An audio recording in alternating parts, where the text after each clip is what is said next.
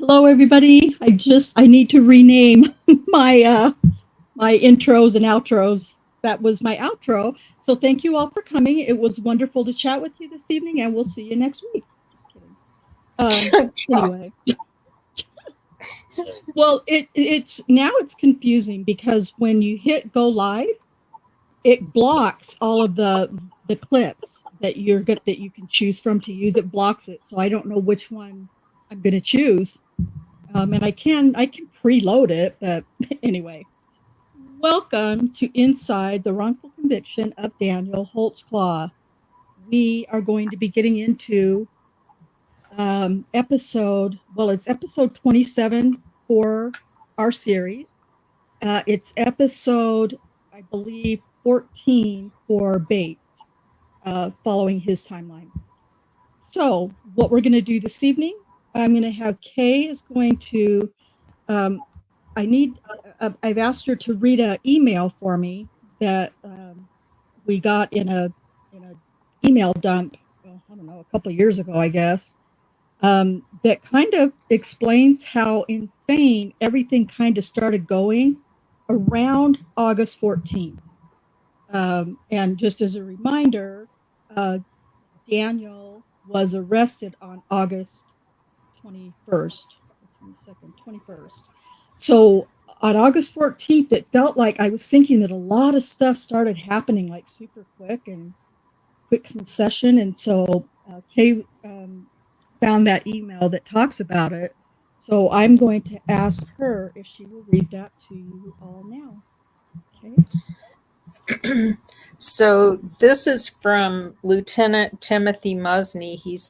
He was the sex crimes supervisor to Detective Kim Davis, Detective Rocky Gregory, Captain Ron Basie, CC Denise Wenzel, Johnny Coleman, who was the deputy chief. It's interesting how they always keep Bill City's name out of all this stuff. Anyway, it says this is Thursday, August 14th at 6:55 p.m. Quick update on Holtzclaw. Kim and Valerie went out again and started checking addresses. They got two people who said they were not assaulted by an officer and left contact cards on the other addresses. They did, however, find victim number 5. Her name is Carla Johnson. She said she was assaulted approximately 4 months ago. She described the officer as a mixed race, Indian or Mexican, 5'9", 240, muscular, nice hair, and nice looking. She also said he was driving a new car, not a black and white car. He has had contact with her twice. She knows she had on a jacket, but she is unsure of the dates. She said she was run on the radio both times, and she heard she was clear both times. The second contact was around 16 and Jordan, and he did his typical quote, "Are you sure you don't have anything on you," etc., end quotes. As she was getting ready to leave, she held out her arms and he began to search her from behind. He grabbed her breasts on top of her clothes, then put his hand down the front of her pants and inside her panties. He went between her lips enough that we should have a rape by instrumentation case on him. After touching her, he let her go and she walked off. He then followed her for a short distance and told her she had a warrant and she needed to take care of it. I guess she's been hanging out with Tabitha Barnes. Let's see. Sorry, I lost my place. One of the days in question is April 14th, 2014, We already have paperwork generated by Unit 800 that shows he ran her that day. Rocky went out and he also found a victim. That gives us 6 so far. Her name is Tabitha Barnes. She appears to be a perfect victim. She said she has dealt with Spike, her name for Holtzclaw, on several occasions. She was very hard to follow and became so upset and emotional that we had to quit the interview. She has assured us that she will be ready to talk to us Friday. Rocky is going to interview her at 10 o'clock tomorrow. He made contact with her in front of her house at 1530 Northeast 15th. He had her children go inside and eventually felt her breasts and put his hand down her pants. That makes it sound like Rocky did that to her. Good writing, Timothy Musney. He's just as bad as Rocky. It's a good thing he checks all those reports for accuracy and grammar, because it looks like he's super qualified. This victim also mentioned she found $20 on the floor in the back seat of the car. That makes 2 victims who have said this. We are not done with any of our initial lists, and now everything we touch has generated another victim and work. They are getting easier since they are so similar, and we need the same information on each case. I will give updates as we find out new information. Right now, we just need the time to complete our investigation with as few as possible distractions. I spoke with Galen tonight, and he told me he and David are ready to take charges, and he wants us to start working on the blue sheets.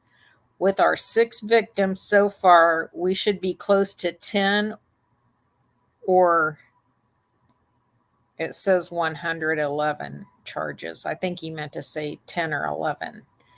We have 4 oral sodomy charges, 1 rape, 2 rape by instrumentation, and 3 or more sexual batteries. Thanks, Tim. What a peach. Insane to me. So I was thinking, I should have written it down as soon as you said it.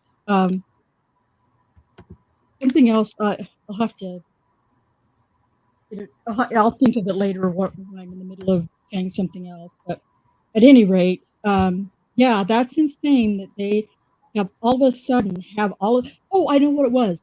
So we're going to talk about a particular stop, well, both of the stops actually, for Carla Johnson, who we're going to talk about tonight. There's no evidence that she was in Tabitha's house. I believe Daniel believed that she was in her house, in Tabitha's house. But of course, they all deny that, except for a couple that we haven't quite gotten to yet, or at least the details of it yet. But a couple of the, but these women have all said that they don't know each other. And as far as Danny Liggins, I agree. She didn't know any of the Tabitha Barnes people, most likely. And there may have been maybe Shardarian Hill and possibly also Adara. Probably didn't have any connections to Tabitha Barnes as far as possible drugs. Everyone else, I believe, again, there's no proof of it, but I believe that everyone else, and you're going to see, I've got some ABL slides to show you for Carla Johnson. I just find it almost impossible to believe that she was not at Tabitha's house ever. But on this particular stops that we're going to discuss tonight with Carla, those are just my opinions, and you guys can, on the panel, you can, share if you think it's something different. If I'm overreacting, because I do that occasionally. So, but I really think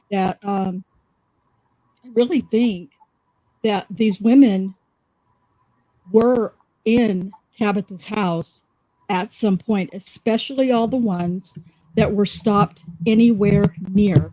And so far, we know that to be Florine Mathis.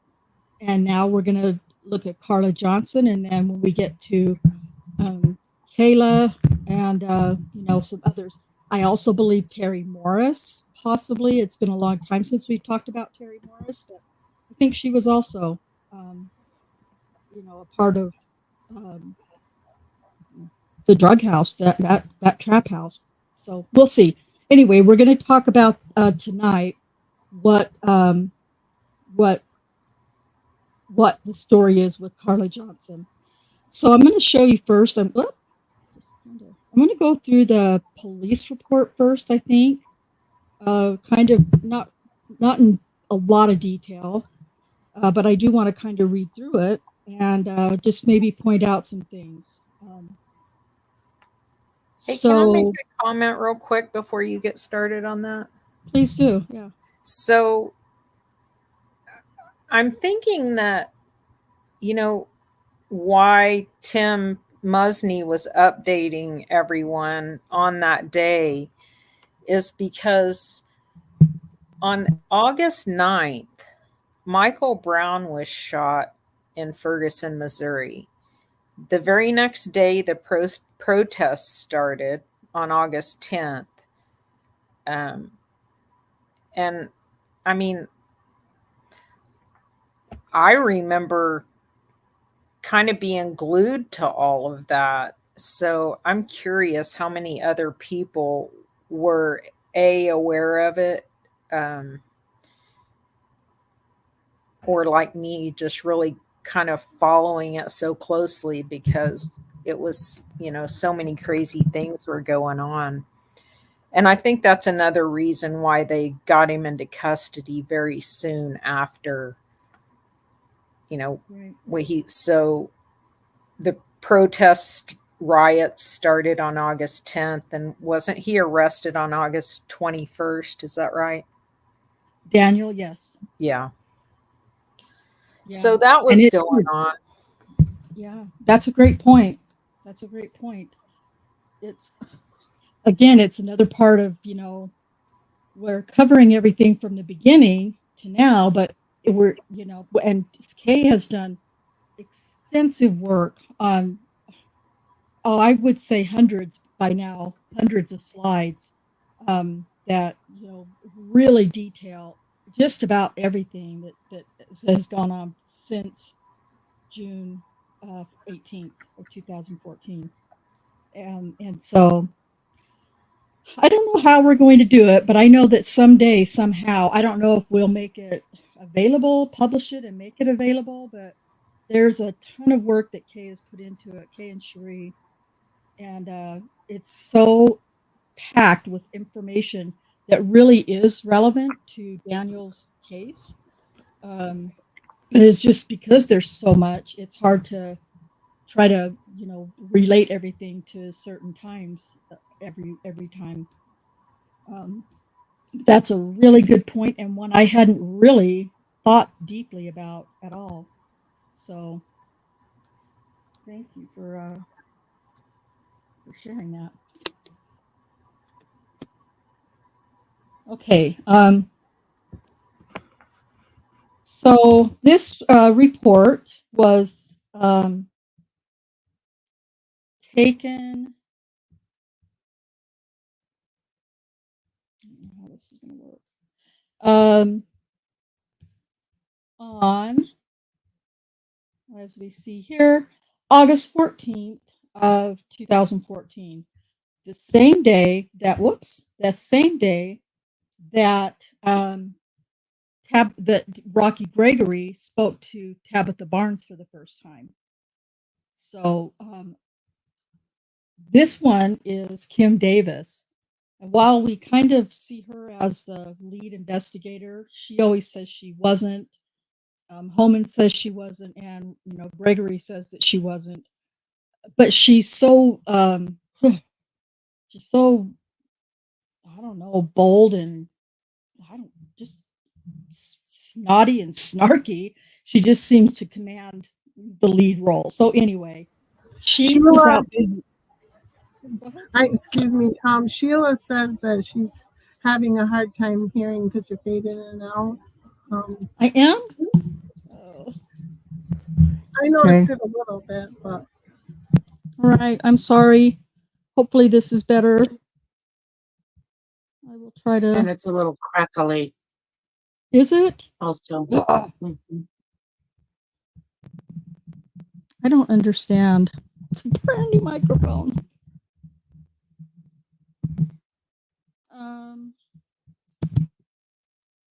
It plugged in really well. Yeah, it's plugged in. It says I'm connected and everything. Tight. Plugged in tight. Huh? Yeah. Plugged in tight. Yeah, it's nice and tight. Very tight. You didn't hear any of what I said? Oh, well, No, we could hear you. You were it just gets low volume, medium volume, low volume, medium volume. It just. All right. I'm going to try to, if this doesn't work again, then I'm going to just take a minute and unplug the microphone altogether. And so I'm going to go to the other tab and read. Just holler at me again and stop me if it's not getting any better. So August 14th, same day that Gregory talked with Tabitha Barnes for the first time. This is the same day that Kim Davis has gone out to find Tabitha Barnes. Oh God, I still have her on my brain. It's horrible. Carla Johnson. Now, what might just be easier, especially if my microphone's giving me crap, is just to play the video, the podcast from Bates. And I kind of had planned on doing that anyway. Not in a video form, but just to listen to it. But as Kim Davis starts out, every report she makes, she starts it out with that line. That Tim Musney gave me a list of several females that he wanted contacted because they could be possible victims of Officer Holtzclaw. When he gave me this list, we had still not found a match to the unidentified female DNA on Officer Holtzclaw's pants. Okay. How did that sound? Okay? No same. difference? Oh, okay. About the same. Yeah. Damn it.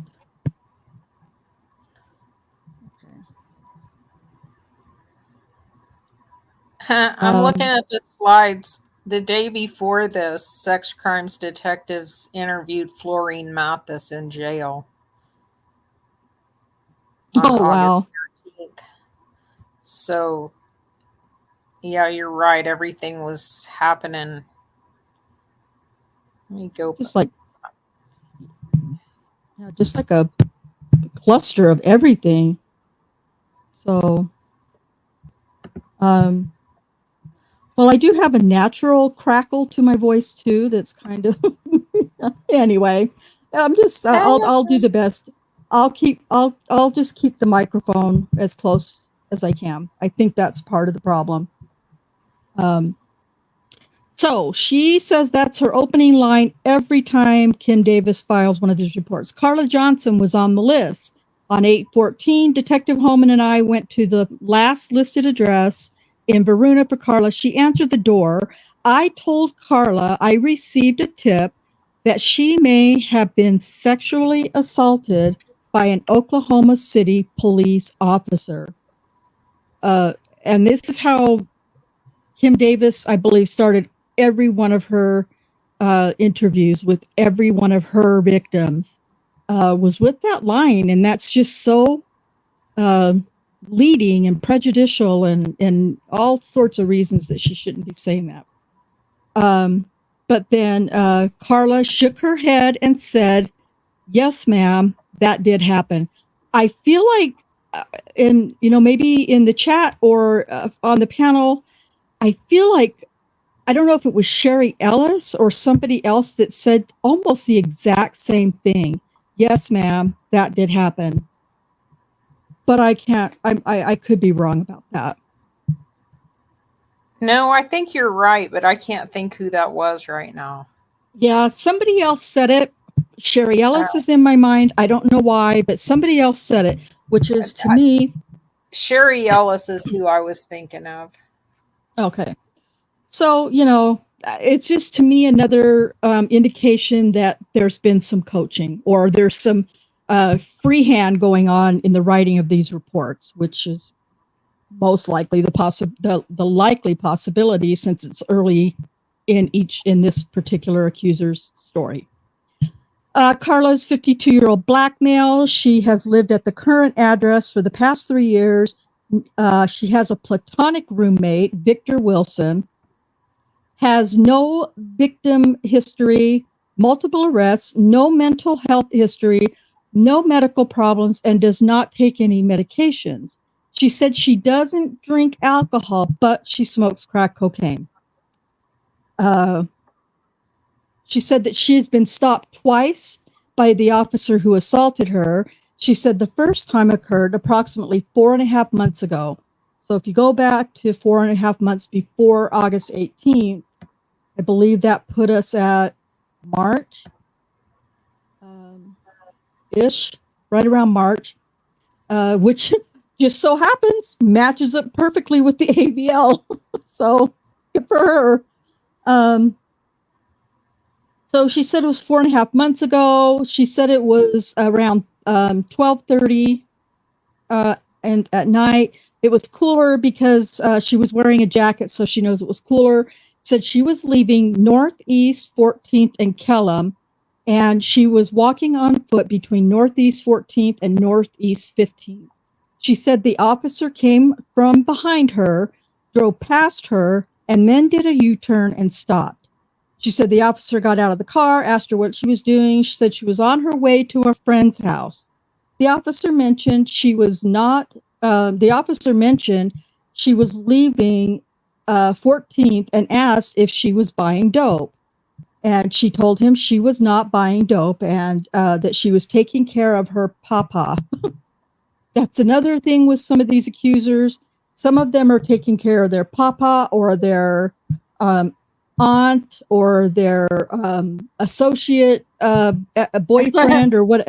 It's just so there's always somebody that's got a little nickname or something, it seems like.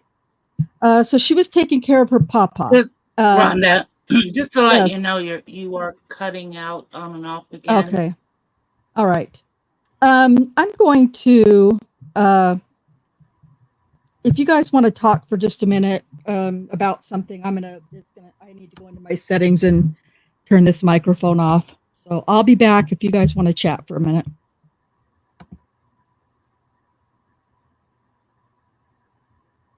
So, I think it's possible that a lot of these women knew each other and kind of talked to each other and said, let's get this MFer. He's stopping them all the time. He's harassing them.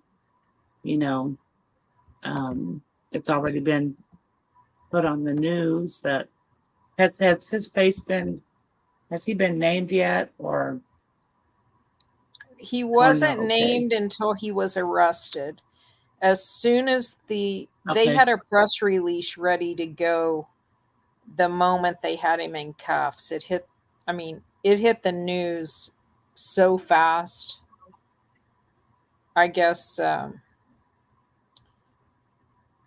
Prater had his sources all queued up to go with it.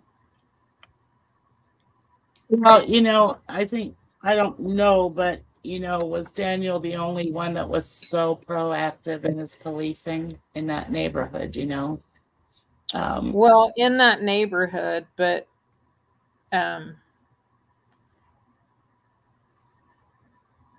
mean, as far as I know, and speaking with him, he would refer to other detectives as either, not detectives, other officers as good. either lazy or a good officer, which means they weren't sitting in their car scrolling on Facebook. He really had an issue with the officers that didn't actually do what they were asked to do by their supervisors. Right. Which in this area, their supervisors wanted them to harass people. Well, what's her name? Called him Spike. Tabitha She evidently knew who they were talking about, right? Yeah. Yeah. Yeah. Well, and I mean, that's the thing is that I got my microphone disconnected. I'm just using my laptop mic now, so maybe that's better. Anyway, it's like we were talked about quite a while ago in one of the episodes that not Kim Davis refusing to show lineups after Terry Morris may not have been the worst thing, because every one of these women were stopped and had a legitimate legal encounter, consensual encounter with Officer Holtzclaw. So they probably could have easily identified him in a photo lineup. And I think that's one thing that they didn't do that, was good for Daniel, of course. But, if they had thought about it, of course, all of these women could identify. But I think it's like Kay has mentioned before, there was the risk that they wouldn't. And that was too big of a risk to take, I think. I don't know. Yeah. Well, it makes me wonder if maybe Kim Davis and, Rocky and whoever, maybe just showed him a picture of Daniel. Well, they could have. Mm-hmm. Yeah, that I hadn't even thought of that. That's a possibility. In Rosetta Great's jail interview, remember when she walks in and then Kim tells her, "Don't look at that," and Kim left her folder open on the desk? Yep. Rosetta Great leans over and looks at it.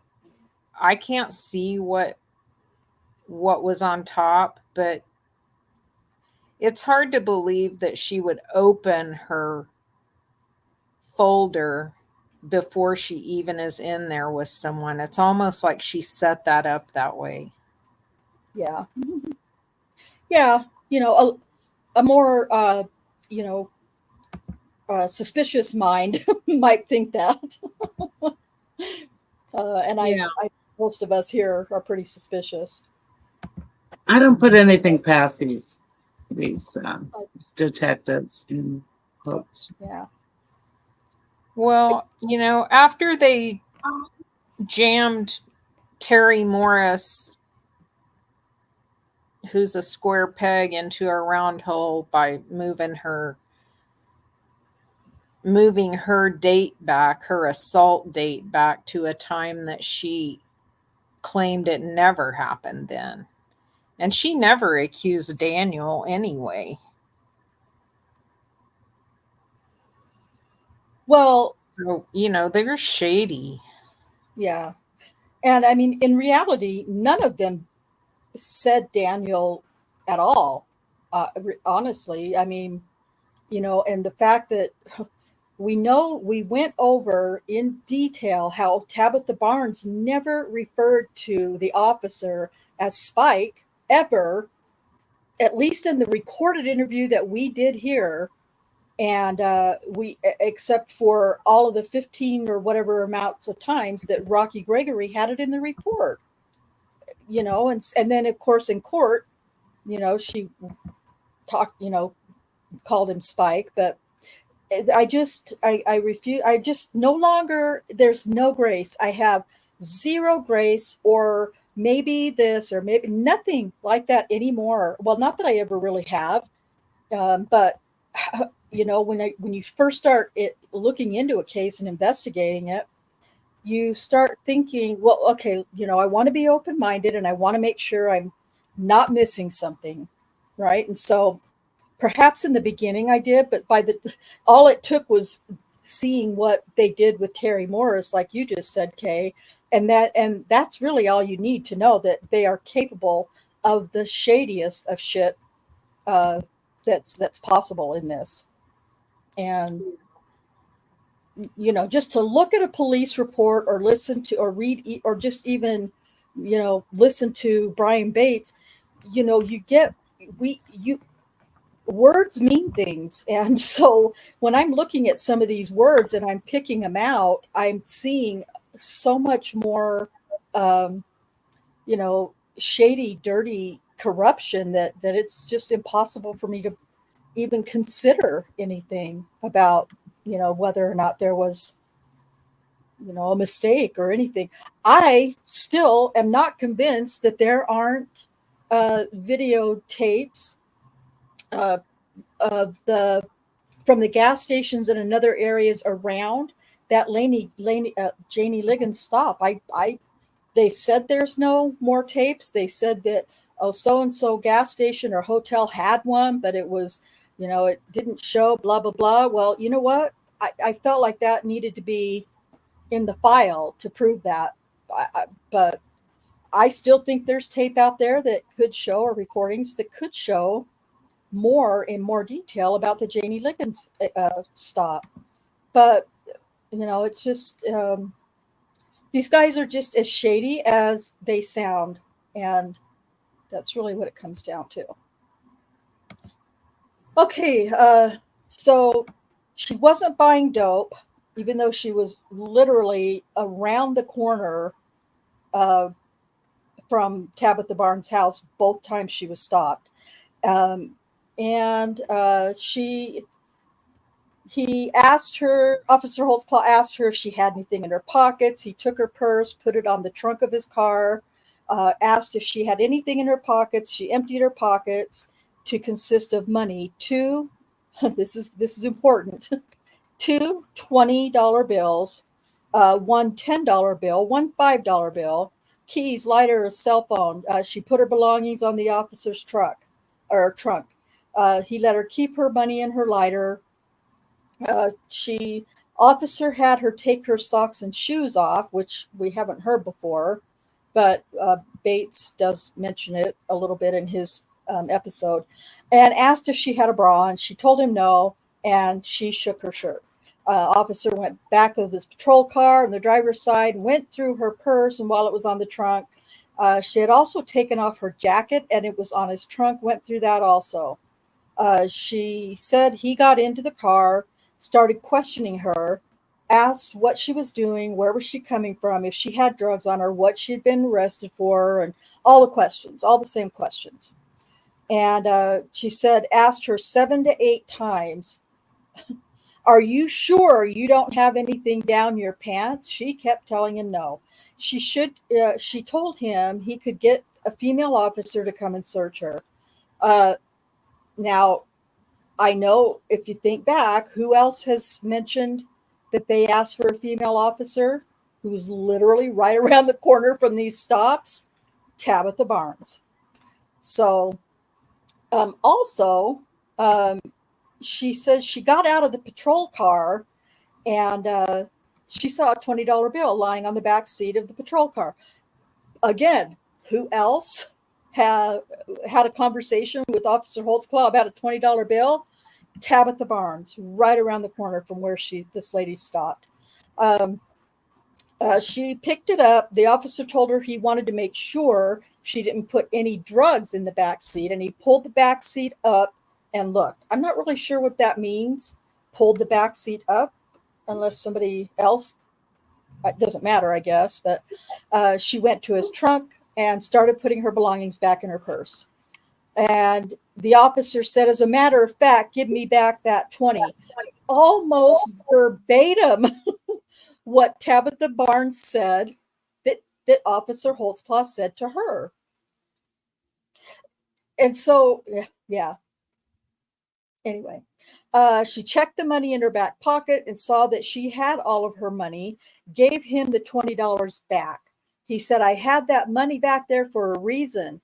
What did he tell Tabitha Barnes when she said, why do you got a $20 bill back there? He said, I got my reasons. So there's another connection I made on my own.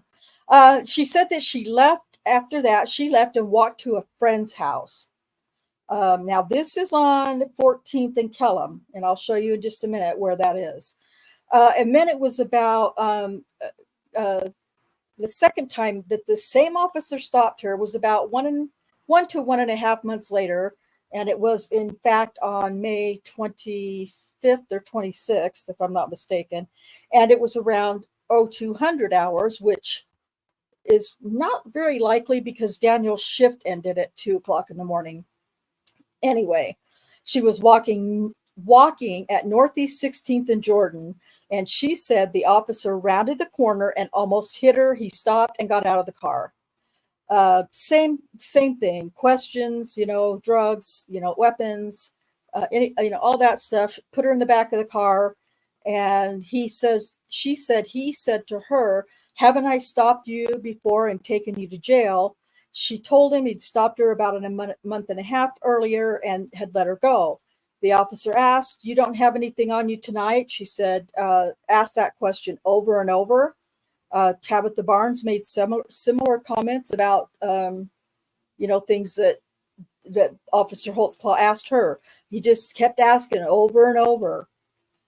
Now that could either be just a rehearsed line between the two of them, or that's a filler. To me, that's just like filler content. Like, yeah, he just kept, wants to they got to make sure that encounter lasts for a really long time. So she says that he asked these same questions over and over, but she doesn't really specify anything specific. She told him he could get a female officer to search her if he didn't believe her. She said she had condoms in her pocket. Officer Holtzclaw said, you're not trying to get dates tonight? She told him no. She said that he checked her for warrants on the radio and they came back clear, and he let her out of the car. Again, are you sure you don't have anything on you? This is just insane to me that they keep saying that he does this over and over. No, sir, I promise I don't. Let me check, he says. And he turned around thinking he was going to she thought he was going to pat search her. Excuse me.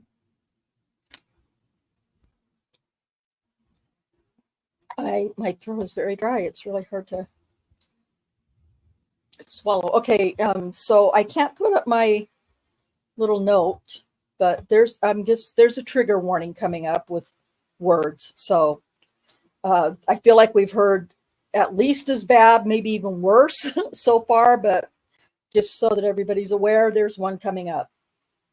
Let me check. She turned around thinking he was going to pat search her. She said the officer was behind her and reached around her, grabbed both of her breasts and fondled them on top of her shirt.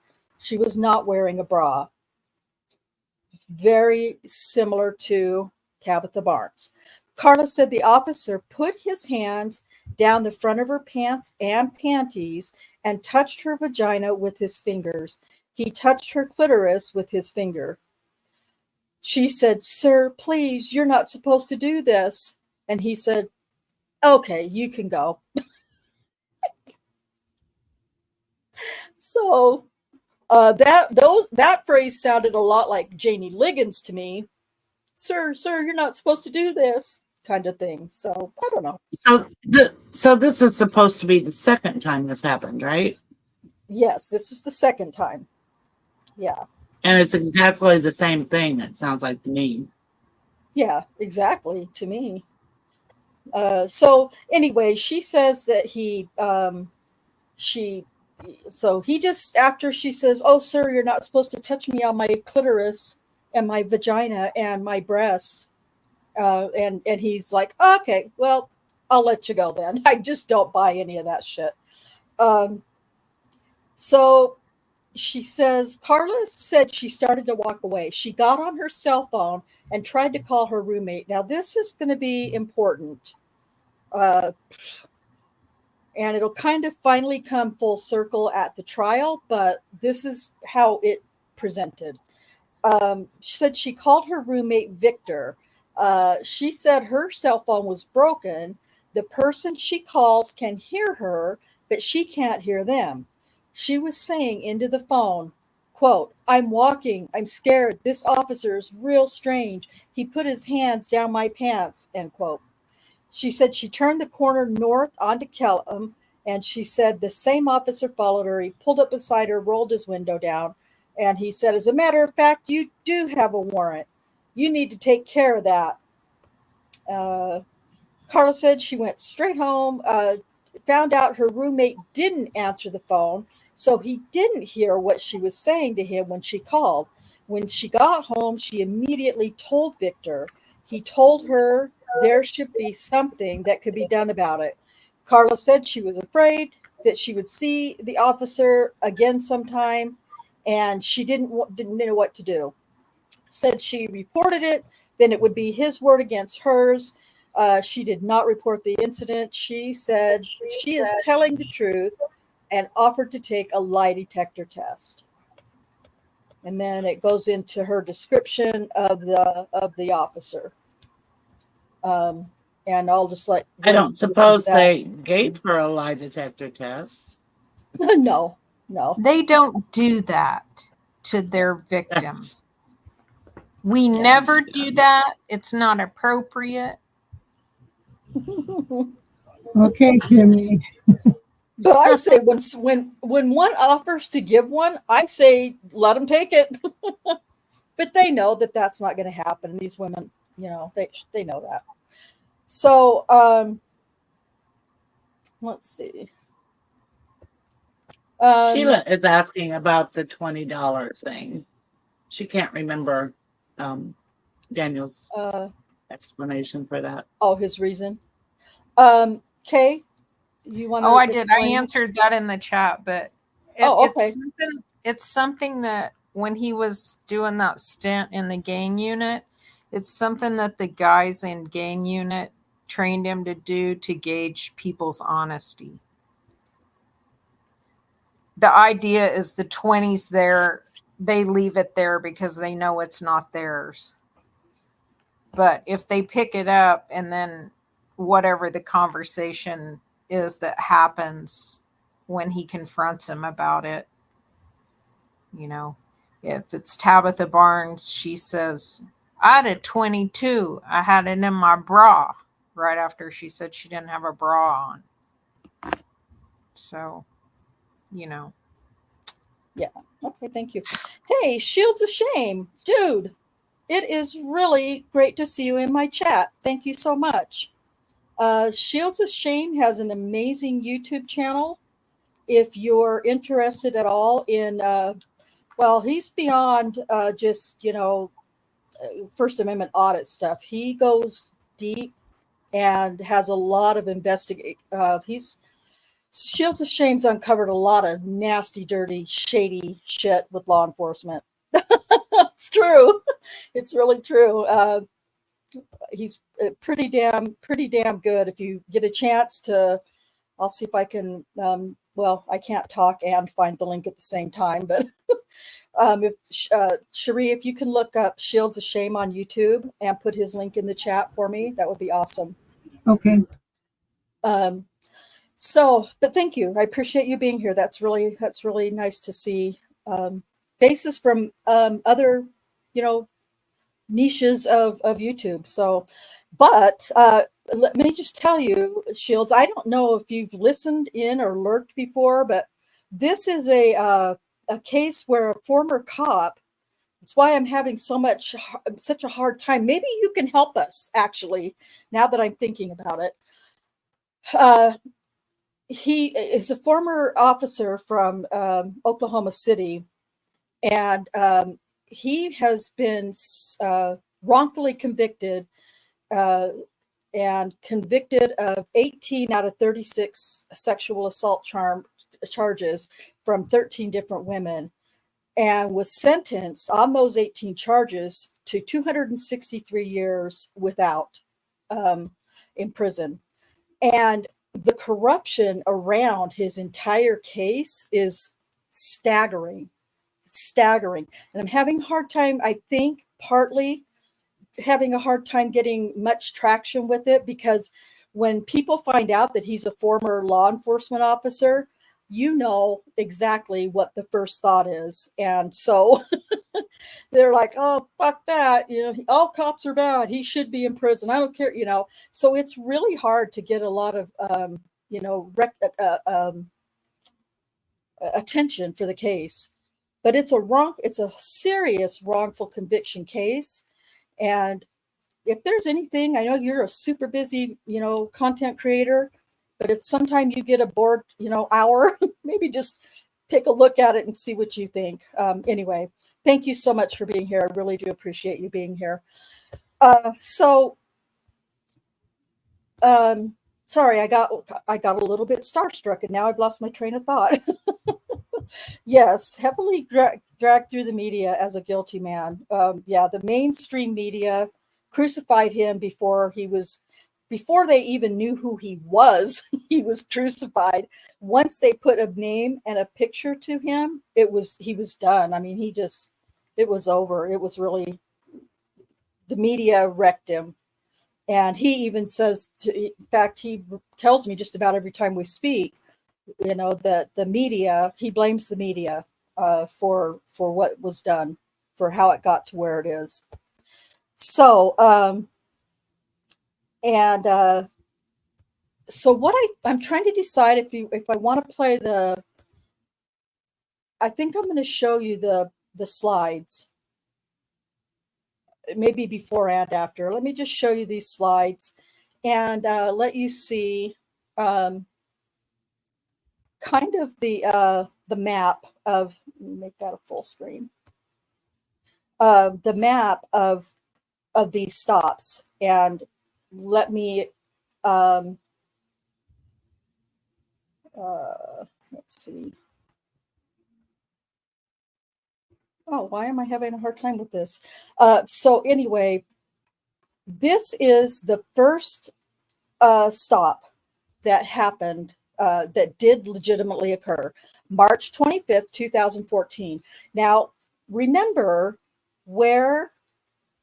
that March 25th is the second alleged incident that Tabitha Barnes claims. So this is where he's at. I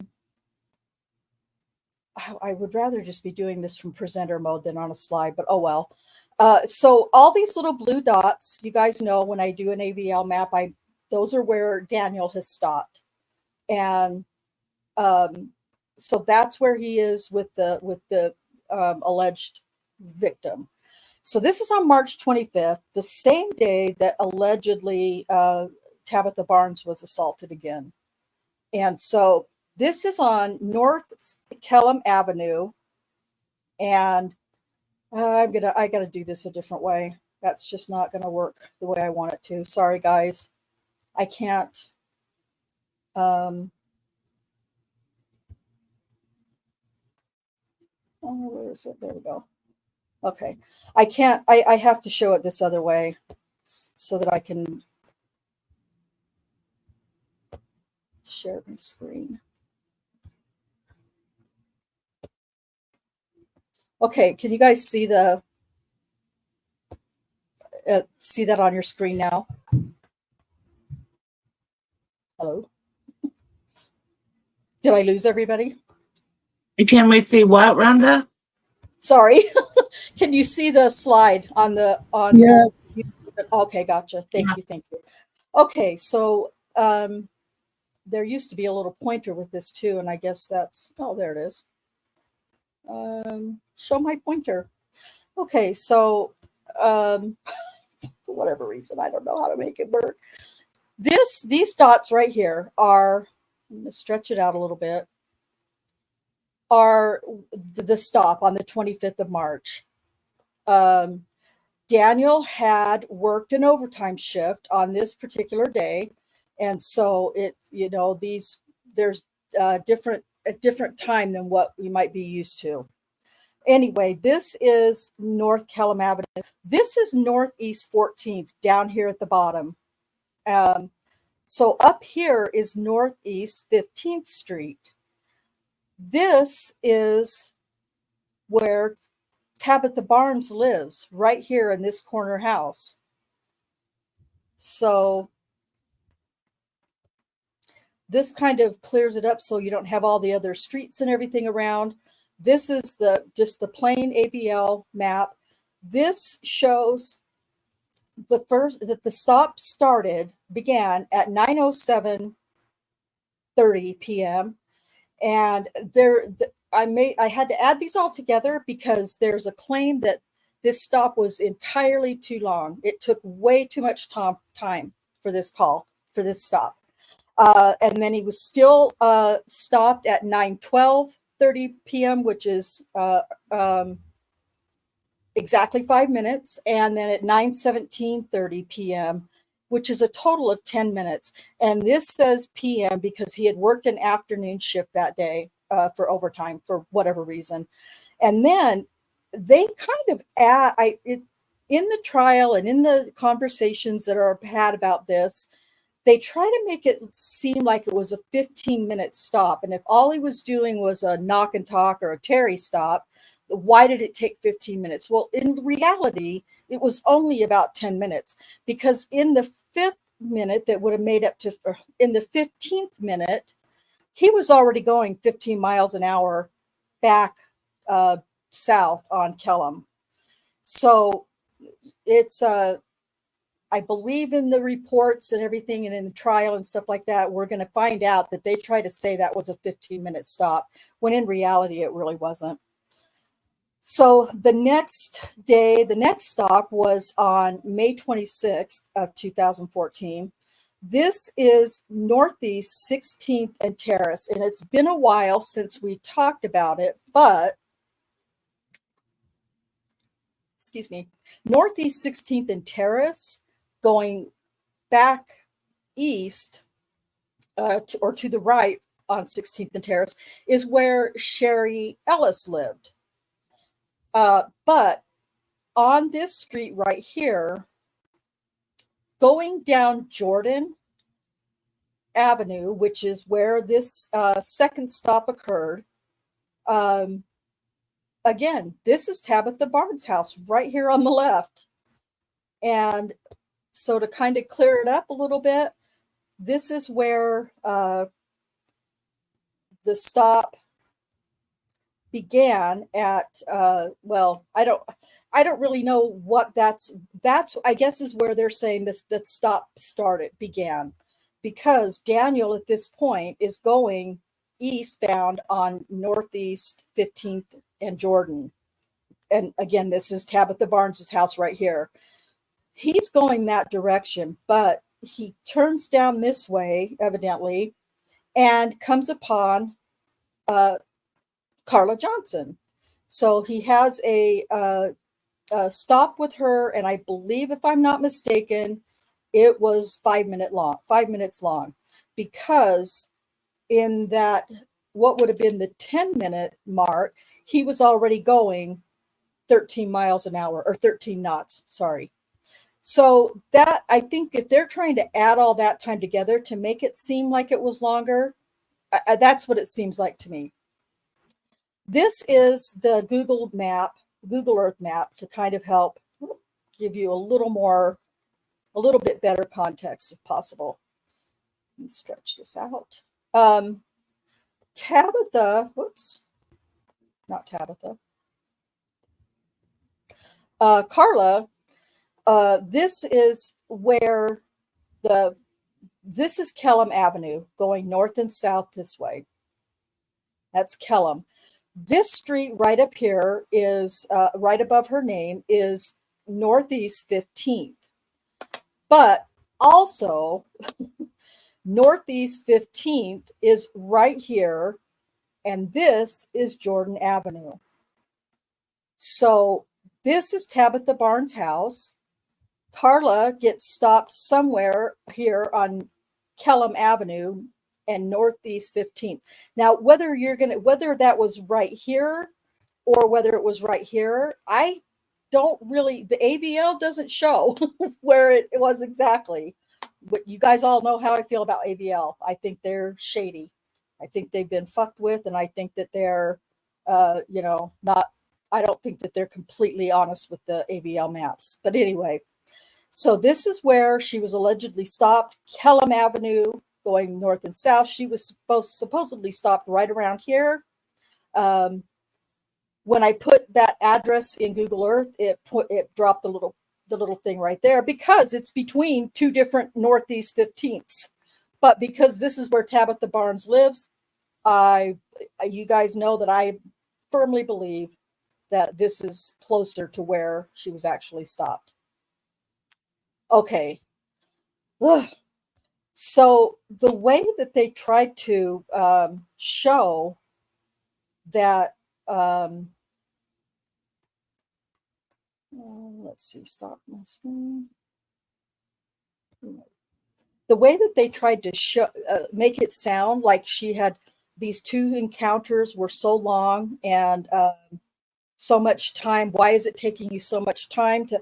I think it's BS, and I think that there's. I don't think there's enough pointed out to show how close to Tabitha Barnes' house she really was. So, questions or comments at all?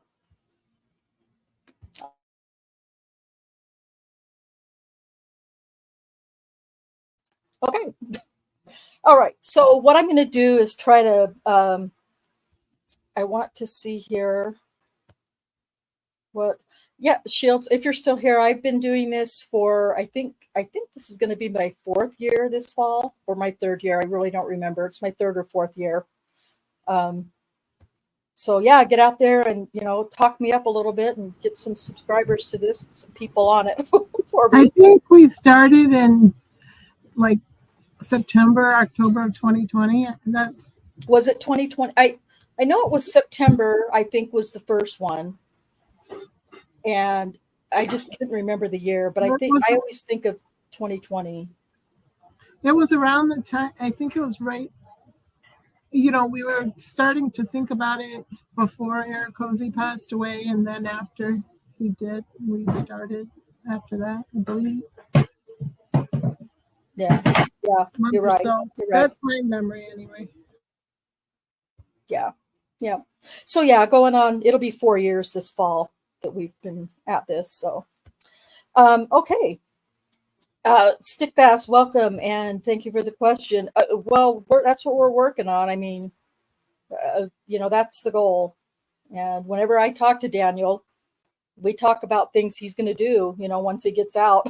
So, we just, just like with Stephen and Brendan, it's, we're never giving up on it. So, okay. So, I'm going to go ahead and share the audio part of the,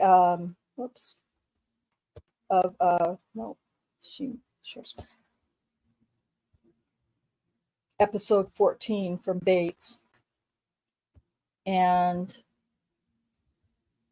I might just skip around it a little bit. I mean, we have the beginning parts all memorized and stuff. So, let me just give me a second to. This podcast deals with adult subject matter, including and August 17th. So they're imminent. Follows the timeline of episode contains investigative events which occurred on August 14th, 2014. Welcome back to Bates Investigates, Season 1, In Defense of Daniel Holtzclaw. This is episode 14, and in this episode, I will be discussing the Carla Johnson allegations. As I mention in every episode, this podcast follows the timeline of the investigation into former Oklahoma City police officer Daniel Holtzclaw. With that in mind, we are at a point where the investigation is 2 months in, and it's really ramping up, and criminal charges, well, they're imminent. Because of that, we start to have some overlap in important events that occur on the same day or around the same time, and I have to discuss those events separately so as not to get too confusing. In episode 11 through 13, I discussed the Tabitha Barnes allegations that were made when investigators interviewed her on August 14th and August 17th. So to keep with the investigative timeline, we need to back up again to August 14th of 2014. On this date, Oklahoma City sex crimes detective Kim Davis and fellow detective Valerie Homan set out to locate and interview 51-year-old Northeast Oklahoma City resident Carla Johnson. According to their own official police report, which I have published on this episode's homepage at holtzclawtrial.com, Johnson's name got on the detective's radar the same way most all of the accusers were identified. Quote, Lieutenant Musney gave me a list of several females that he wanted contacted because they could possibly be victims of Officer Holtzclaw. When he gave me this list, we had still not found a match to the unidentified female DNA found on Officer Holtzclaw's pants. Carla Johnson was on the list. On 8/14/2014, Detective Homan and I went to the last listed address in Varuna for Carla. She answered the door. I told Carla I received a tip that she may have been sexually assaulted by an Oklahoma City police officer. Carla shook her head and said, Yes, ma'am, that did happen. We asked if we could come in and talk to her, and she let us in. End quote. There's a couple of things that I think I really need to point out here before we get into Johnson's allegations. For one, and once again, detectives are not responding to a complaint by Johnson. Instead, detectives are actively seeking out victims. And they only know to seek her out because their boss, Lieutenant Timothy Musney, compiled a, quote, list of likely victims. Though I personally believe it's a list of most likely accusers. Regardless, this list is limited to Black females with a history of prostitution and or drugs that Officer Daniel Holtzclaw had contacted while on patrol. And as I will get to when I cover the jury trial, detectives nor the prosecution could produce this list for the defense and even denied its very existence. Also, Carla Johnson remembered Detective Davis's introductory quote a bit differently at trial, where she said, quote, She told me that they had been informed that I had been sexually assaulted by one of their police officers, end quote. Secondly, even though Detective Davis pulled Johnson's address and took Detective Homan with her to drive to Johnson's residence for the express purpose of interviewing her, Detective Davis, for whatever reason, intentionally did not record the resulting interview, even though, up to this point in the investigation, they have recorded accusers Morris, Ellis, Mathis, and Barnes. In some instances, they've recorded interviews with those people on multiple occasions.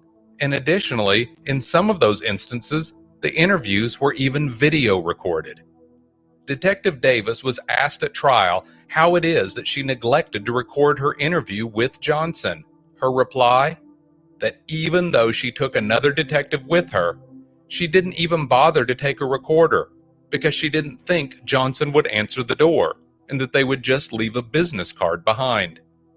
Seriously, folks, this is how a seasoned Oklahoma City police detective answered under oath at criminal trial as to how she conducts a very serious investigation into one of their own officers. Also, as I've pointed out in other interviews, and as will be evident in future interviews, both detectives Kim Davis and Rocky Gregory have a questionable habit of describing their interviewee's demeanor in a way that does not match the resulting audio and/or video. With that in mind, I'm suspect that Johnson replied in the manner in which Detective Davis portrays her in her report. Regardless, the detectives first get Johnson's background information.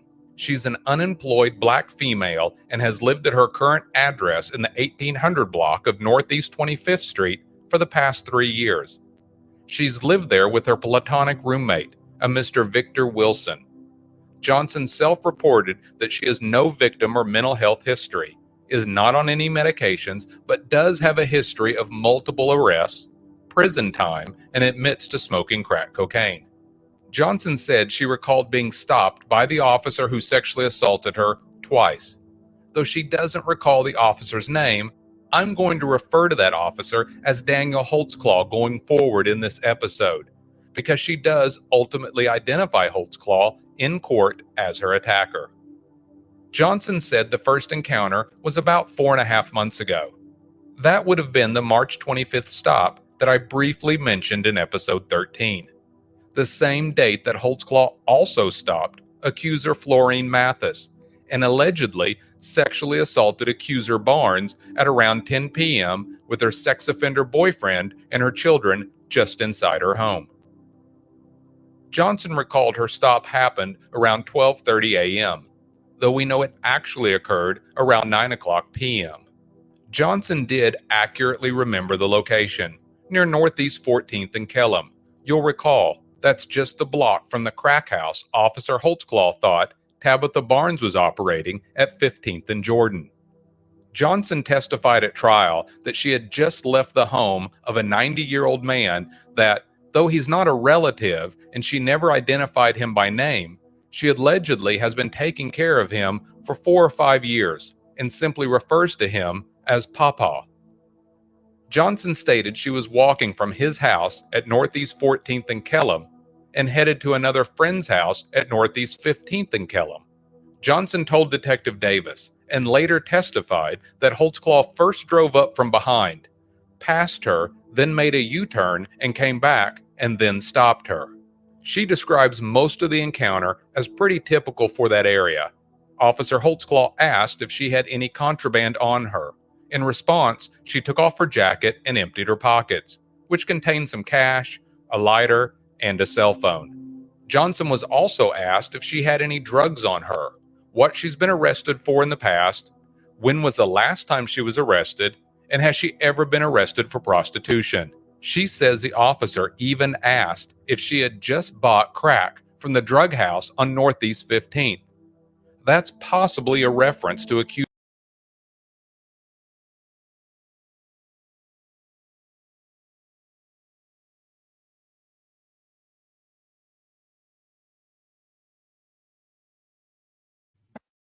Sound cut out for me, Rhonda. Is that just me? No, it did for me too. Of his patrol car while he searched her purse, which was sitting on the trunk of his car. Afterwards, Holtzclaw got in the driver's seat and asked where she was coming from and where she was going to. Johnson replied that she was on her way to a friend's house and that she had also been, quote, taking care of her papa. Did it come back? Yes. Yes. Oh, okay. Well, you guys might have missed a little bit then. I muted my mic, but I guess I can't do that. Okay. I guess not. And it's also kind of doing what your mic was doing in the beginning. Oh my gosh. There's a lot of glitches in it. I'm gonna have to do some I have, let me close this window. I have everything closed so that it's, I mean, okay. All right, hopefully, let me close this one. Okay, I have everything closed, so there shouldn't be anything else bog. Oh, let me close this down, even though it's not really using it. Okay, hopefully this will help. I'm so sorry. Okay, let's try it again. Paw. According to Detective Davis's report, Holtzclaw asked Johnson 7 or 8 times if she was sure she didn't have anything down her pants. Johnson said no, and even reportedly told Holtzclaw he could call for a female officer to come and check her. Okay, is it still running then? Can you still hear it? Yeah, I Sounded can hear pretty it. good to me. Yeah. Okay, all right. Stick fast really quickly before I start again. It's no, his case can only be pardoned at a state level. There's not a federal case, so there's no chance of a presidential pardon, but that would be nice. Holtzclaw then ran a check on her for warrants. When she came back clear, he let her out of the patrol car. As she was getting out, Johnson said she saw a $20 bill and claimed she thought it fell out of her back pocket, so she took it. Holtzclaw then told her he wanted to check his back seat to make sure she hadn't discarded any drugs there. After a moment, he exclaimed that she needed to give him back the $20 bill. Johnson said after she made sure it wasn't hers, she returned it. She recalled Holtzclaw commenting that he had the money back there for a reason, but didn't give any more details. Johnson then walked away, allegedly to a friend's house. While Johnson doesn't claim anything inappropriate happened on this first stop, she does on the second stop, which she said was about a month and a half later, around 2 a.m. Records would later confirm that Holtzclaw did indeed stop Johnson on May 26, 2014, but it was around 12 a.m. Johnson said she was once again walking, this time from a cousin's duplex near Northeast 16th Terrace and Jordan Avenue, when Holtzclaw rounded the corner around Northeast 16th and Jordan Avenue and, according to Johnson, almost hit her. He stopped, and he began as he did before, by asking what she was up to and where she was coming from and where she was headed to. Johnson said she told Officer Holtzclaw that she was on her way home from her cousin's house. Holtzclaw then turned his attention to whether or not she had drugs or a weapon on her. Johnson said she replied no and emptied her pockets. When she pulled out condoms, Holtzclaw asked if she was out prostituting. She again replied no. He next had Johnson get in the back of his patrol car while he sat up front and ran her for warrants. Johnson said he made mention of recalling stopping her several weeks ago, but that he thought he had taken her to jail. When she came back clear for warrants, Holtzclaw once again let her out of his patrol car and asked her if she had any drugs, specifically if she had drugs hidden in her pants. Again, she claimed she was adamant she did not. Johnson claims that Holtzclaw then told her, quote, "Let me check," to which she turned around, thinking he was just going to pat search her. But that's not what she claims happened. When Johnson first spoke to Detective Davis, she was clear. Officer Holtzclaw reached around and grabbed both of her breasts and fondled them on top of her shirt. Johnson stated she was not wearing a bra. However, at preliminary hearing, she updated her version so that it was much more favorable to the prosecution, and now she is wearing a bra, and Officer Holtzclaw touched her under her shirt and under her bra, skin to skin. After the discrepancy was pointed out by defense attorney Scott Adams, Johnson changed it back to on top of her shirt while wearing a bra.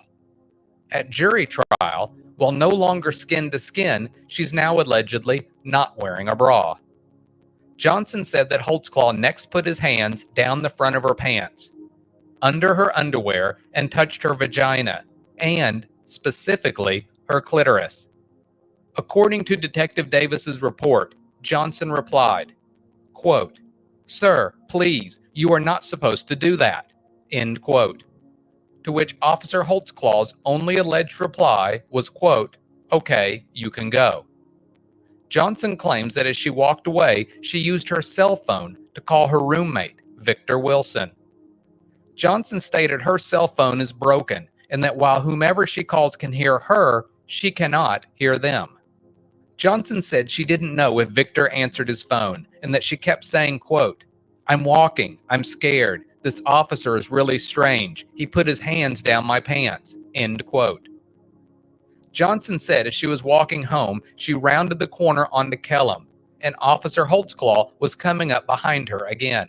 She said he pulled up beside her and exclaimed, quote, "As a matter of fact, you have a warrant. You need to take care of that," end quote. At trial, the prosecution forwarded the theory that Officer Holtzclaw made the existence of a warrant statement to scare Johnson and to use it over her in future sexual assaults. At preliminary hearing, Johnson testified that Officer Holtzclaw's comments didn't concern her or make her nervous because she knew she didn't have a warrant. When Johnson got home, she learned that her roommate had indeed never answered the phone when she called. So she explained what had just happened. At preliminary hearing, Johnson testified that she not only discussed what happened, but that she and Mr. Wilson actually listened to the voicemail she had left. She testified that you could only hear bits and pieces of it, and that after they listened to it, Wilson deleted it. However, at trial, Johnson testified under oath that she didn't really talk to Wilson about the event and didn't even know if she had indeed left a voicemail, and certainly didn't listen to it, and certainly knows nothing about deleting the voicemail that very night. She told Detective Davis she didn't report the incident because she didn't think anyone would believe her. However, she did offer to take a polygraph and stated she could pick the officer out of a photo lineup. Detective Davis indicates in her report that she returned the next day and obtained 4 buccal swabs or DNA samples from Johnson at her home. What she doesn't indicate in her official investigative report is that she had another detailed, unrecorded discussion with Ms. Johnson. And we have reason to believe that they had this undocumented discussion because Johnson herself testified to it at the preliminary hearing. For some unknown reason, Detective Davis waits over a month, and only after Officer Holtzclaw has been arrested to contact Carla Johnson's roommate, Victor Wilson, to see if he can even corroborate any of Johnson's allegations. According to Detective Davis's official report, she made contact with Mr. Wilson on the phone on September 18th of 2014. Wilson is a 58-year-old black male and admits that he and Johnson once were in a dating relationship, but over time they ended the relationship but continued to live with each other as roommates. Wilson recalled the May 26th early morning call from Johnson. He told Detective Davis that because of the late hour, he did not answer the phone.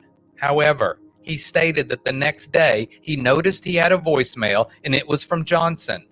Wilson said when he listened to the voicemail, he heard Johnson state, quote, "She was pulled over by a police officer while she was walking, and he felt all over her," end quote. Detective Davis noted that Wilson claims he didn't talk to Johnson much about it, but that she just mentioned that an officer stopped her and ran his hand down her pants. Detective Davis noted that Wilson had, quote, "since deleted the voicemail." There's not a lot to this case, and by that I mean it's a pretty straightforward he said, she said, without much direct evidence on either side, except for the testimony of the accuser, and I think this is key. Whenever you have a he said, she said, credibility and consistency are virtually all you have to go on. I'd simply argue this accuser has neither of those on her side. You've probably noticed by now in this serialized podcast that I don't harp on an accuser's race, addictions, or even their often extensive criminal records. But it's no secret that in criminal proceedings where there is a total and complete lack of evidence, credibility is all you have left, and the burden of proof is 100% on the prosecution. Now, Johnson does have a felony record. In fact, she testified at trial to having at least 7 separate felony convictions. But I've looked at her record, and other than the one escape from a penitentiary charge, the rest appear to be all related to the possession of drugs. I don't see that in and of itself as having a huge impact on her credibility, but her extensive drug possession record that Holtzclaw would have been aware of, I do think does have an impact on why Holtzclaw may not have believed her when he encountered her and may have felt that there was a good chance she did in fact have drugs on her and therefore knowledge of drug activities in the area. I do think, though, that her credibility, as far as the charges go, should be suspect, or at least is fair game for scrutiny for the simple reason her facts, like so many of the other accusers, seem to change, and almost always in the prosecution's favor. So here's what I think the evidence actually supports. As we know from the most recent episodes, Oklahoma City police officer Daniel Holtzclaw not only patrols the Spring Lake District, an extremely high crime area, but he also suspects and even knows that the occupants of more than one house in the area of Northeast 15th and Jordan Avenue is dealing crack cocaine, heroin, PCP, and possibly other drugs. On March 25th of 2014, Holtzclaw starts his shift 2 hours early. Records show he logged on at 11:51 a.m. instead of his normal 2 p.m. Detective Davis testified he was most likely working an overtime shift. At around 4:50 p.m., Holtzclaw encounters accuser Florine Mathis at Northeast 15th and Jordan. You'll recall she said nothing inappropriate happened on that date. At about 9 p.m., Holtzclaw encounters Carla Johnson walking down the street. According to police records, at 8:58 p.m., he initiates contact with Johnson. He quickly learns that not only is she in the area of several drug houses at night, but she herself has a long list of drug-related felony convictions. She is on foot and gives a home address that is about a mile away. This most likely necessitated the repeated inquiries as to whether or not she was in the area buying drugs and whether or not she had drugs hidden on her. Holtzclaw, seeing that Johnson didn't have a bra on, most likely assumed if she was concealing drugs or drug paraphernalia, it was hidden in either her pockets, purse, shoes, or her pants. As Johnson stated, Holtzclaw did indeed search her purse, had her remove her shoes and socks, and emptied her pockets. Johnson claims there was no attempt at this stop to search her pants. Holtzclaw then places her in the back of his patrol car and runs her for warrants. Tuesday, March 25 to OSDL, last name is Johnson. That's John, Ocean, Henry, Nora, Sam, Ocean, Nora. First name is Carla, Charles, Adam, Robert, Lincoln, Adam. Date of birth 62, black female. You can also look by a social as well because she has other aliases. 446, black female. 2111 and. After coming back clear for warrants, Holtzclaw lets Johnson out of his patrol car. She does mention the presence of a $20 bill and how she picked it up as she was getting out because she, quote, assumed it had fallen out of her back pocket. You'll probably recall from episode 13, Holtzclaw also had a $20 bill in his back seat just an hour later when he encountered Barnes just a block or so away. And as I described in episode 13, I think the $20 was some sort of odd honesty test that Holtzclaw had picked up while working on the gang unit. Police records show that the contact with Johnson ended at 9:22 p.m. Johnson claims she walked off at that point and that nothing inappropriate occurred. Fast forward 2 months, and Johnson is once again a mile from home, on foot, at night, in a high crime area known for drugs and prostitution when she encounters Officer Holtzclaw. This time only feet away from the corner of Northeast 15th and Jordan. According to police records, Officer Holtzclaw puts himself out at the stop at about 12:10 a.m. on the morning of May 26, 2014. 116 to Jordan. Holtzclaw recognizes Johnson from a previous encounter, and he inquires with her about it. He's really just sizing her up, as he is suspicious that she is once again in the area buying and or using crack cocaine. This time, Johnson says she is walking from her cousin's home and headed back to her house. Now keep in mind, we've already had several examples where accusers in this area identify individuals as, quote, cousins, uncles, aunts, and pawpaws, when in fact they are not related to them at all, and often those people have criminal records. Once again, Johnson is placed in the back of Holtzclaw's patrol car and checked for warrants. And once again, she comes back clear. Monday, May 26, 2014, 0:17 and 18 seconds. Go ahead. Want to run, please. Last name is Johnson. Common spelling. First name is Carla. Charles Adam Robert Lincoln Adam. 62, black female. Okay, Charlie 45, all I got was Johnson because I couldn't understand what you were saying. First name is Carla. That's Charles Adam Robert Lincoln Adam. Monday, Her date of birth, 62, black female. 2014, 0. At some point during the stop, I don't doubt that Holtzclaw inquired as to whether or not Johnson had drugs concealed on her person.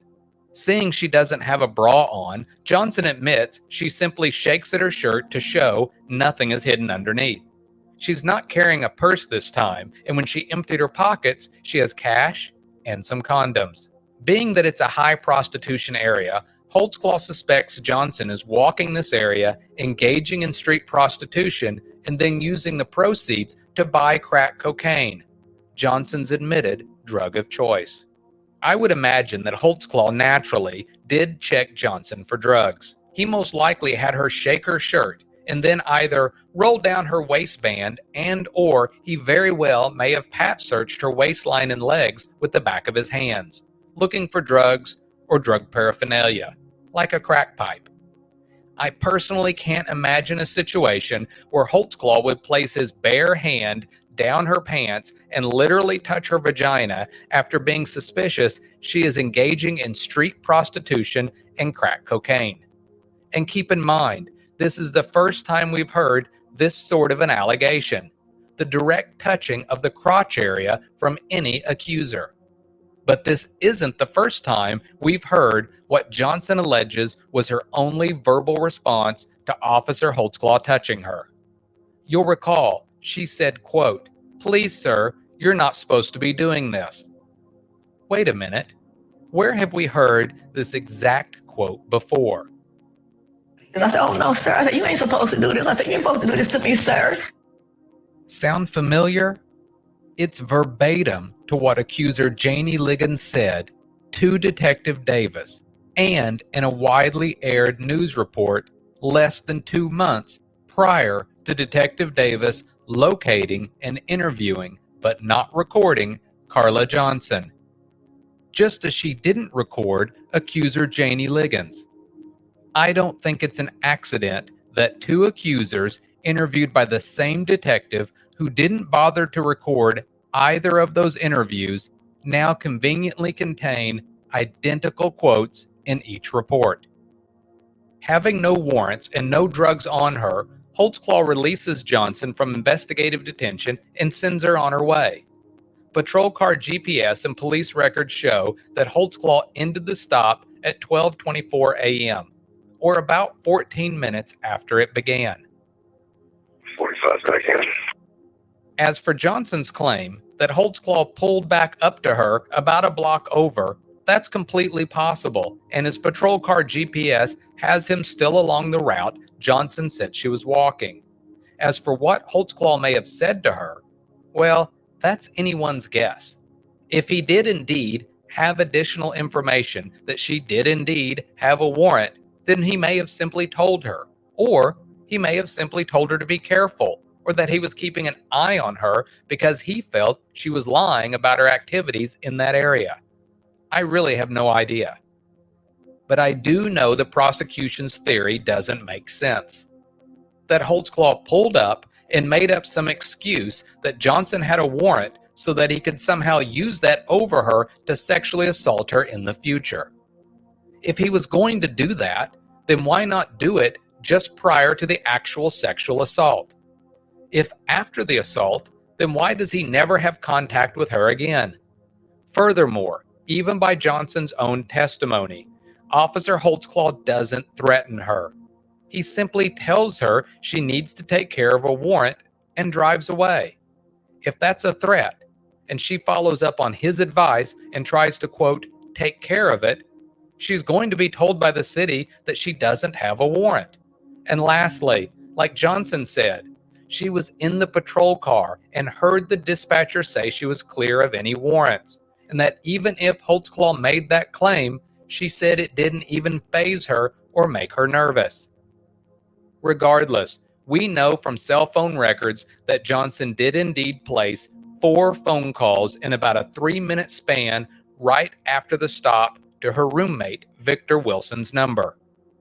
Each call was very short, and Detective Davis's report only reflects 1.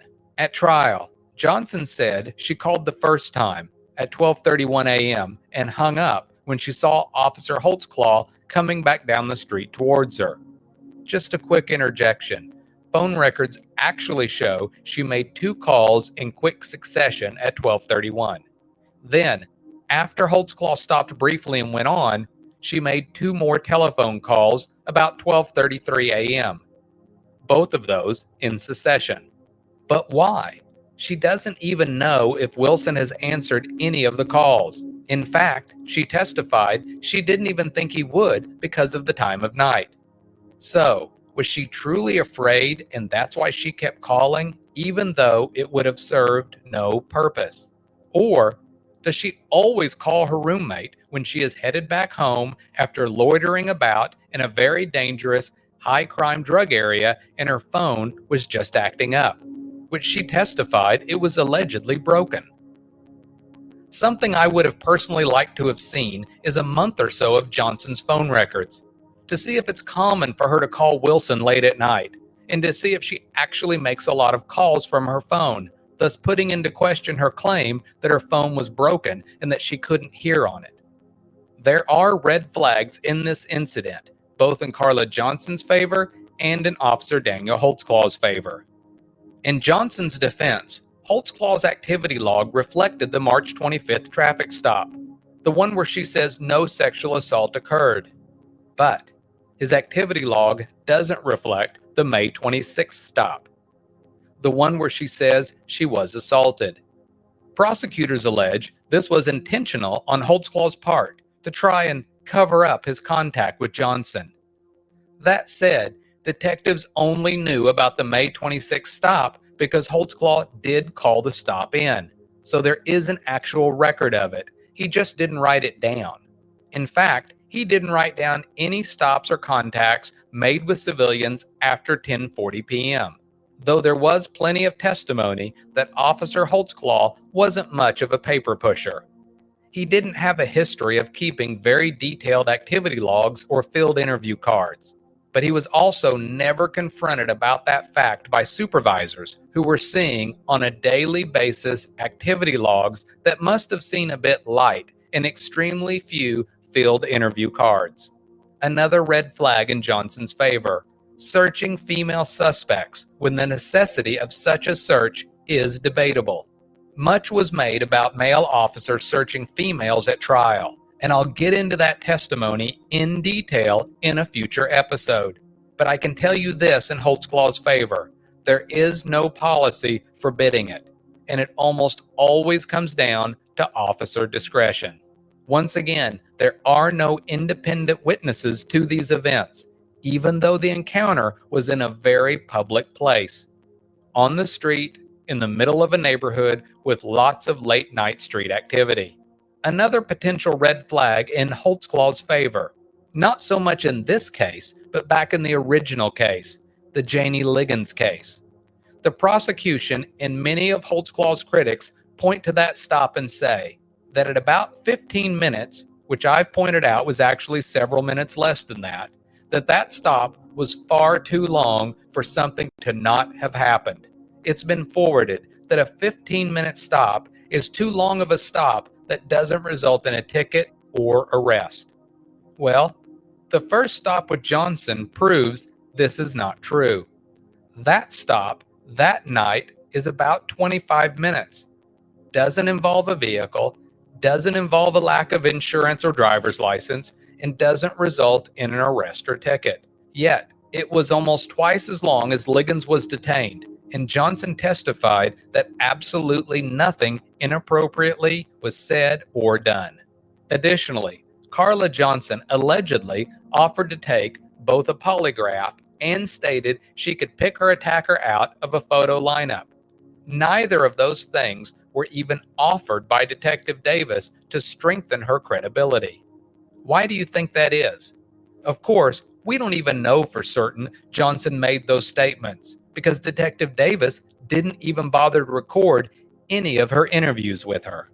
I personally feel the biggest red flags are the fact we know Johnson lied at least twice in regarding two critical moments. She lied when she tried to bolster her claims and said Holtzclaw reached up under her shirt and bra and touched her bare breasts, skin to skin.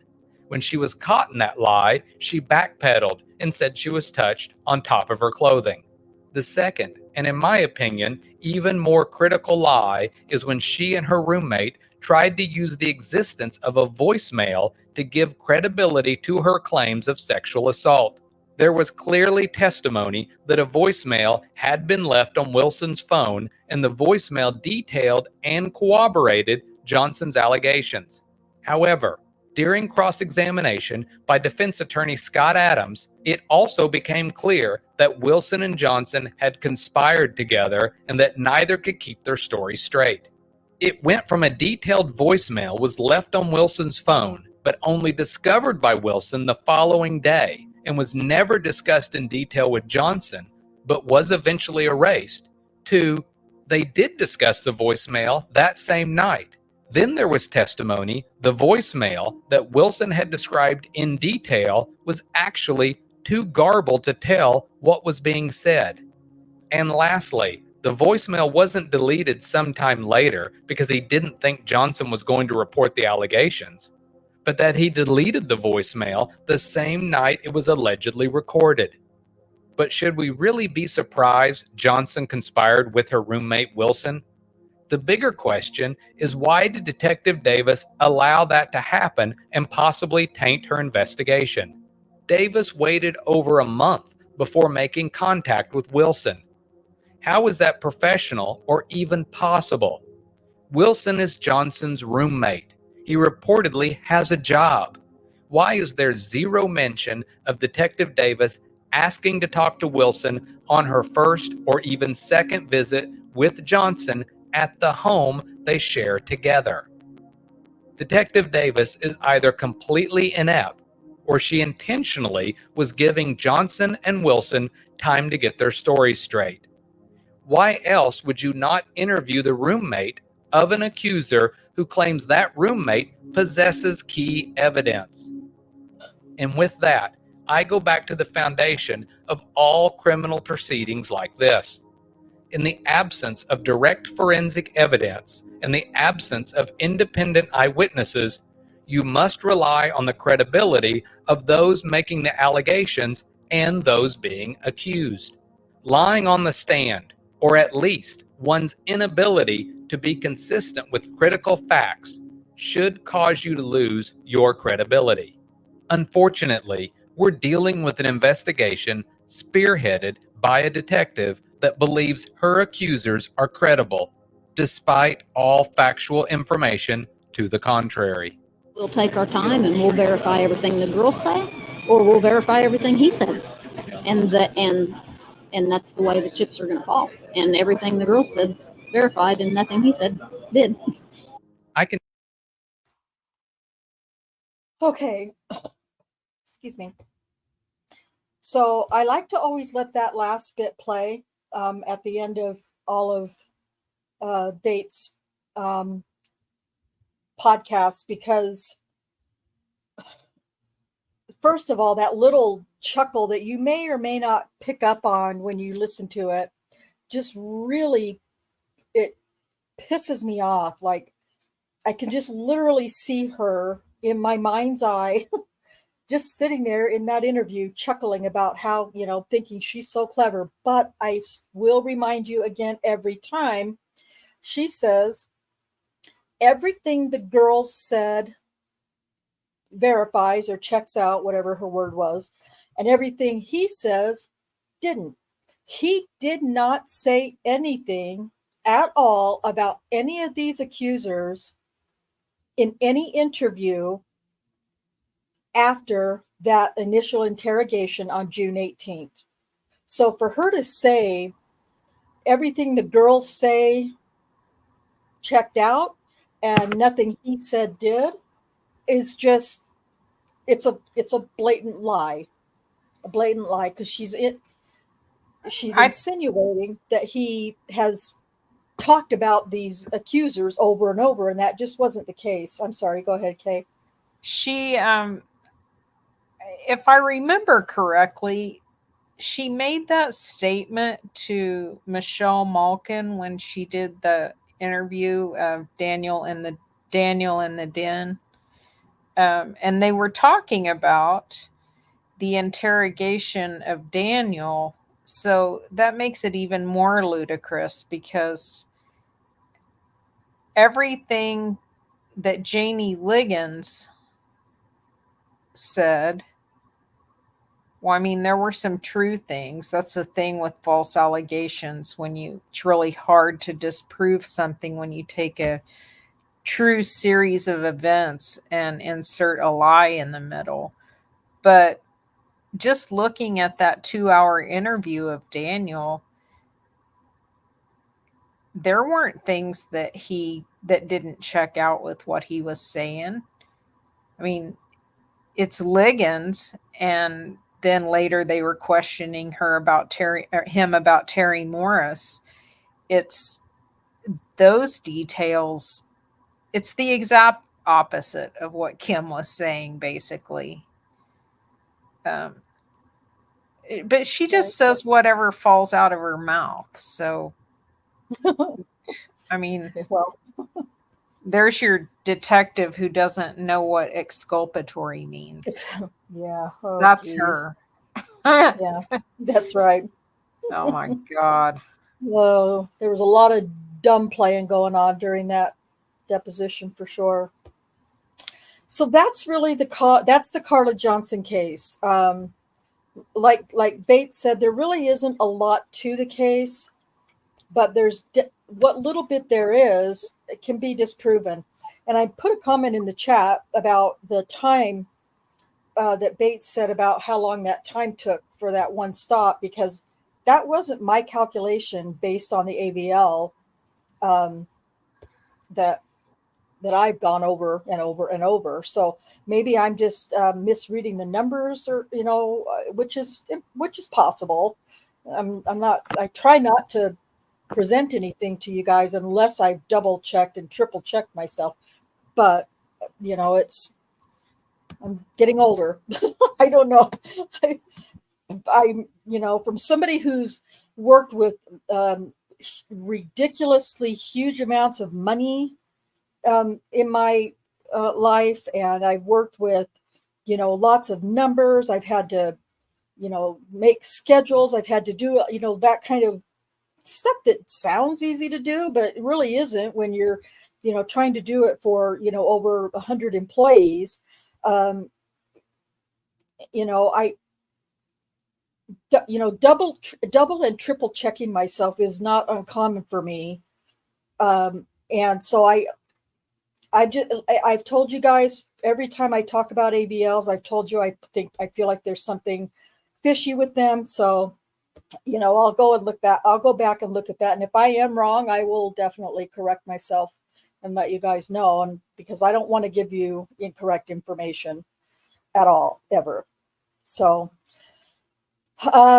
we don't have to do all these like incredibly long amounts of time and stuff like that for her case, for Carla's case. We can do her preliminary next week, probably in one shot, and get through her trial testimony the following week in one shot. I don't think there's a lot of testimony like there has been in, for instance, Tabitha's case. So we'll do that. We'll start with the a preliminary hearing next week, and will whip right through hers. And I believe the next thing we're going to talk about is going to be, because at this point, and I can't remember if it's before the Carla Raines case. Oh, I'll need some help, but I think next week in Bates's outline or timeline of his podcast, I think that he talks about Daniel's arrest, so that might be what we do after we finish with Carla Johnson. I don't remember for sure. At any rate, we'll get through this in the next couple of weeks and move on to the next thing. And that's unless there's any questions from whoever's left in the chat, whoever's lurking, I think that's all I kind of have, unless there's something that I missed that you think I should bring up. But that's all I really have. Yeah, hers is pretty simple. So, all right. Okay. That then I think I will kind of leave it at that. Question. Please, me. Yes. All right. Yes. Did you say you plan to do trial transcripts and all that, or no? Yeah. We'll do the preliminary next week. Okay. And then after that, we'll do her trial transcript.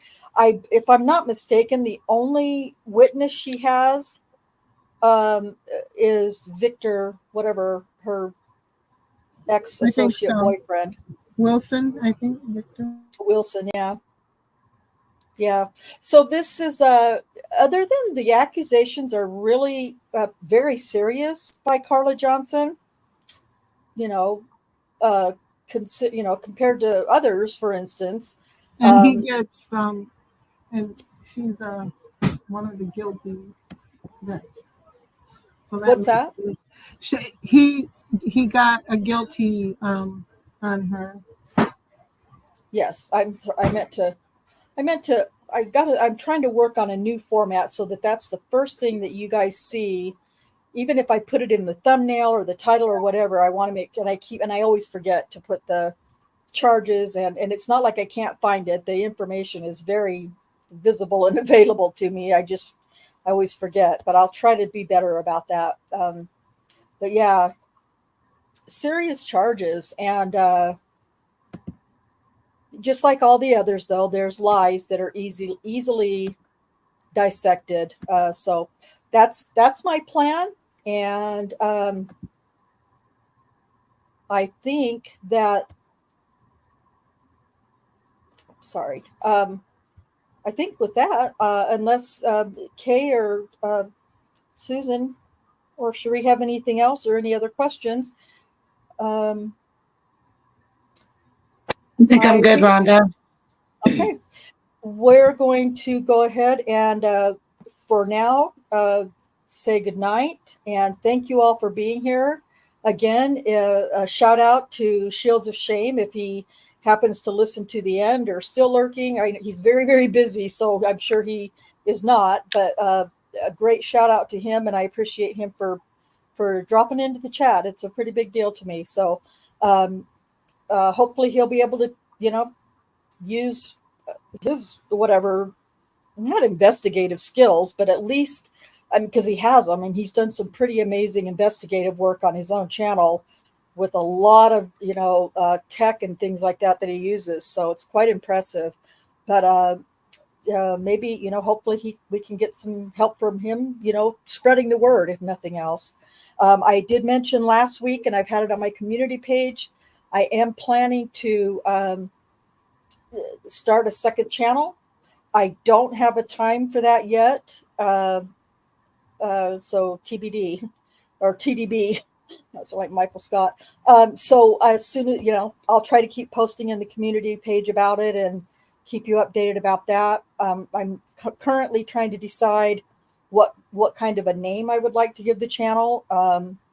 And, so I might be, posting some things on the community page, asking for help with that as well. So Under Your Scars gave me a list of things that she gave to me in a message last week, which I thought was really nice. And I appreciate her for doing that.